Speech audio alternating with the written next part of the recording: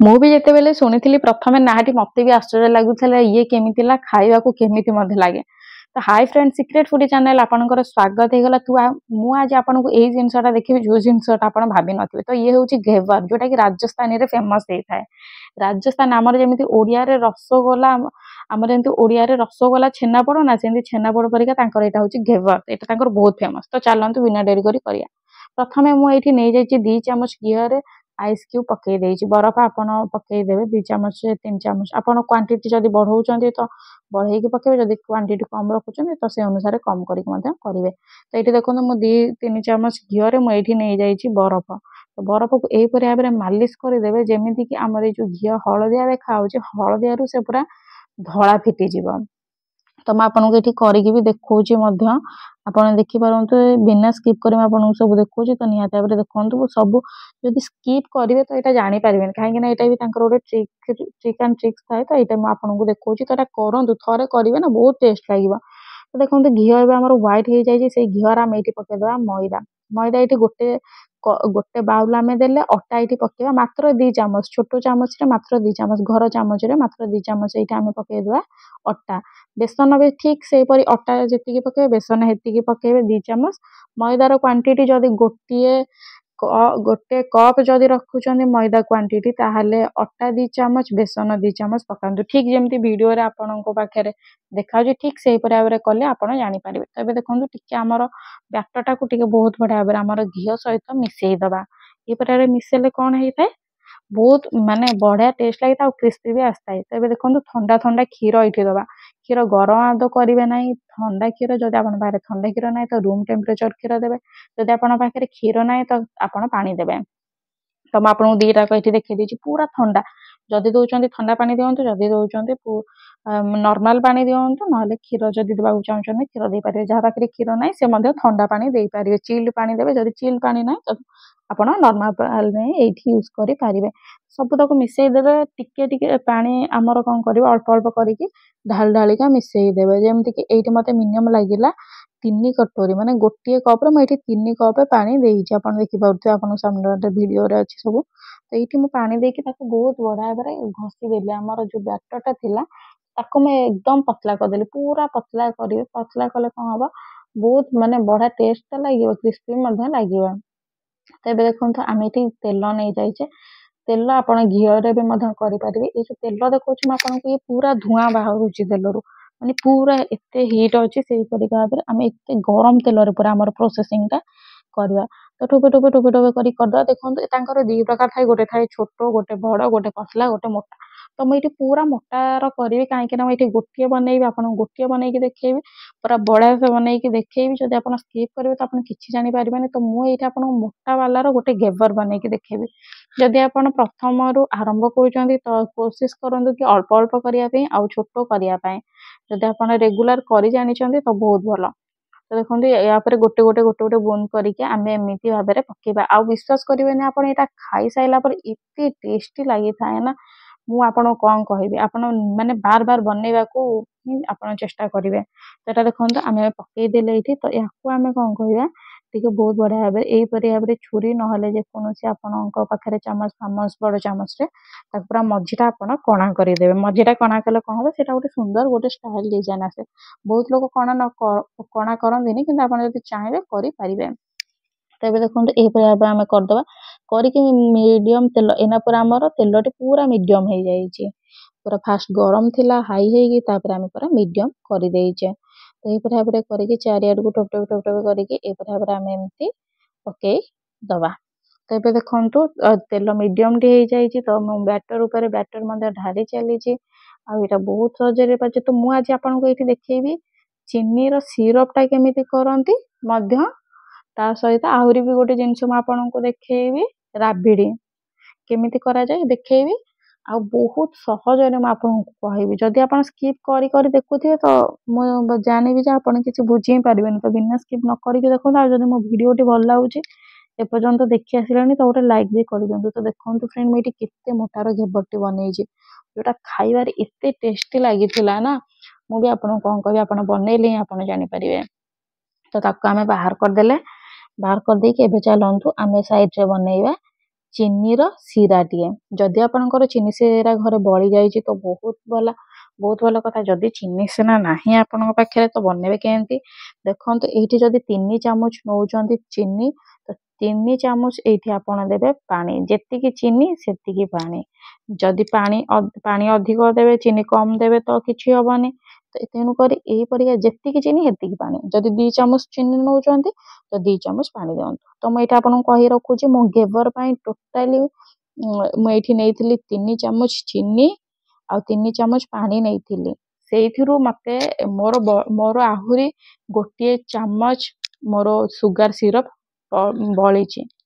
ତ ଏଇଟା କଣ କରିବେ, ଆପଣ ହେଇଗଲା ମେଲ୍ଟ ହେଇଗଲା ତ ତାକୁ ସାଇଡରେ ରଖିଦେବେ। ଏବେ ଚାଲନ୍ତୁ ଆମେ ବନେଇବା ରାବିଡି। ରାବିଡି ପାଇଁ ପ୍ରଥମେ ମୁଁ ଏଇଠି ପାଣି ନେଇଯାଇଛି ଟିକେ କଡ଼େଇରେ, ତାପରେ କ୍ଷୀର ଏଇଠି ମୁଁ ପକେଇ ଦେଇଛି ଦି କଟୋରୀ ମୁଁ ଏଇଠି କ୍ଷୀର ପକେଇ ଦେଇଛି। ଟିକେ ଜଷ୍ଟ 1-2 ଚାମଚ ପାଣି ନେବେ, ନେଇକି ତାପରେ କ୍ଷୀର ଏଇଠି ପକେଇ ପାରିବେ।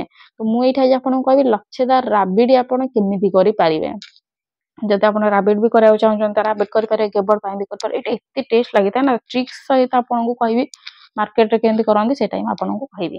ଦେଖନ୍ତୁ ଗରମ ହେଇଗଲାଣି କ୍ଷୀର, ଏବେ ଆମେ ପକେଇଦବା ଟିକେ ମିଲ୍କ ପାଉଡର।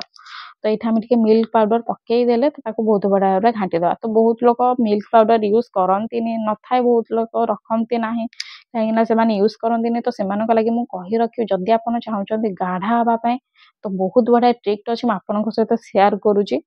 ଯୋଉଟା କି ହଉଛି କର୍ନଫ୍ଲୋର ଆରାରୁଟ ପାଉଡର, ଯୋଉଟା ଆମର ଚିଲି ଫିଲିରେ ପଡେ। କର୍ନଫ୍ଲୋର ଆରାରୁଟ ପାଉଡର ସମସ୍ତେ ଜାଣିଥିବେ। ବେଶୀ ନାହିଁ, 2 କଟୋରୀ କ୍ଷୀରରେ ନା ମାତ୍ର ହାଫ ଚାମଚ କର୍ନଫ୍ଲୋର ସହିତ 3 ଚାମଚ ପାଣି ଦେଇକି ବହୁତ ବଢିଆ ଭାବରେ ଘାଣ୍ଟି ଦେବେ। ଘାଣ୍ଟିକି ତାକୁ ପକେଇଦେବେ। ପକେଇଲା ପରେ ତାକୁ ଚଲେଇବେ, ଲଗାତାର ଚଲେଇକି ରଖିବେ। ବିଶ୍ୱାସ କରିପାରିବେନି ଏତେ ଗାଢା ହବ ନା, ଆଉ ଖାଇବାରେ ବି ଏତେ ଟେଷ୍ଟ ଲାଗିବ ନା, କାହାକୁ ଜଣା ବି ପଡିବନି କି ରାବିଡିଟା ଆମର କର୍ନଫ୍ଲୋରରେ ହେଇଛି ବୋଲି। ଏହିପରି ଭାବରେ ଦୋକାନରେ କରନ୍ତି। ଯଦି ଆପଣଙ୍କ ପାଖରେ ମିଲ୍କ ପାଉଡର ଆଭେଲେବୁଲ ନାହିଁ ତ ଆପଣ ସେଇପରି ଭାବରେ କରିପାରିବେ। ତ ଏବେ ଦେଖନ୍ତୁ ଫ୍ରେଣ୍ଡ, ଆମେ ଏଇଠି କଣ କଲେ, ସବୁତକ ଯୋଉ କ୍ଷୀରର ସରତକ ବାହାରୁଛି ତାକୁ ସବୁ ସାଇଡ ବାଇ କରିକି ଉପରକୁ ଆମେ ଟେକିଦେଲେ।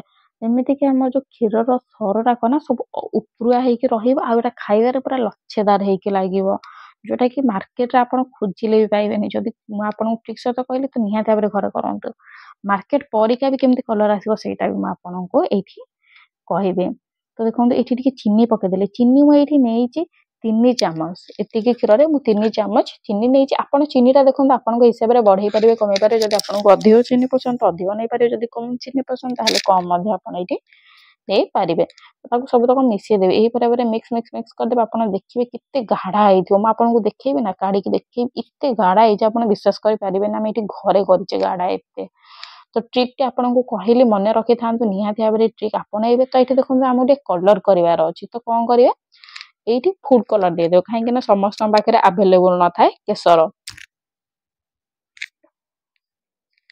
ତ ଏଇଠି ଯଦି ଆପଣଙ୍କ ପାଖରେ କେଶର ଆଭେଲେବୁଲ ନାହିଁ ତ ଏଇଠି ଆପଣ ଟିକେ ୟେଲୋ ଫୁଡ କଲର ଦେଇଦେବେ। ପୁଣି ବହୁତ ଲୋକ କହିବେ ଆମ ପାଖରେ ୟେଲୋ ଫୁଡ କଲର ନାହିଁ, ତ ମୁଁ ସେମାନଙ୍କୁ କହି ରଖିବି ଜଷ୍ଟ ପିଞ୍ଚ ଅଫ ହଳଦୀ ଦେଇଦେବେ। ମାନେ 1 ପିଞ୍ଚ ହଳଦୀ ଆପଣ ଏଇଠି ଦେଇଦେବେ। ଯେତିକି ମୁଁ ଏଇଠି କଲର ପକେଇଲି ନା ସେତିକି ଆପଣ ହଳଦୀ ପକେଇଦେବେ। ଆପଣ ବିଶ୍ୱାସ କରିପାରିବେନି, କଲରକୁ କଲର ଆସିବ କିନ୍ତୁ ଟୋଟାଲି ହଳଦୀର ବାସ୍ନା ହିଁ ଆସିବନି, କାହିଁକି ନା ଆମେ ଏଇଠି ମିଲ୍କ ପାଉଡର ଦେଇଛେ, କ୍ଷୀର ଦେଇଛେ।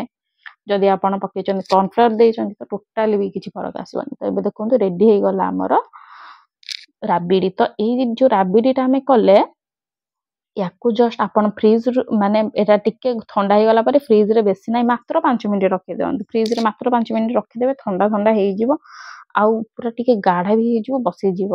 ଏଇଟା ଏତେ ଟେଷ୍ଟ ଲାଗିବ। ତ ଏବେ ଦେଖନ୍ତୁ ଆମର ଗେଭର ଏଇଠି ରେଡି। ତ ତା ଉପରେ ଆମେ ସୁଗାର ସିରପ ପକେଇବା। ଦେଖନ୍ତୁ ସୁଗାର ସିରପ ଏଇଠି ଆପଣଙ୍କର ବହୁତ ବଳିବ ସୁଗାର ସିରପ। ତ ଆପଣ ଚାହିଁଲେ ତାକୁ ଫ୍ରିଜରେ ଷ୍ଟୋର କରିକି ରଖିବେ। ତ କେମିତି ଷ୍ଟୋର କରିକି ରଖିବେ ମୁଁ ଏଟା ବି କହିଦଉଛି ଆପଣଙ୍କୁ। କିଛି ନାହିଁ, ଯେକୌଣସି ଆପଣ ଚାହିଁଲେ ଡବାରେ ରଖିପାରିବେ, ନହେଲେ ଯେକୌଣସି ଗିନା ତାଟିଆରେ ଆପଣ ଷ୍ଟୋର କରିକି ମଧ୍ୟ ଫ୍ରିଜରେ ରଖିପାରିବେ। ମିନିମମ୍ 10 ଦିନ ପର୍ଯ୍ୟନ୍ତ କିଛି ଖରାପ ହବାର ଚାନ୍ସ ନାହିଁ ଫ୍ରିଜରେ ରଖିଲେ।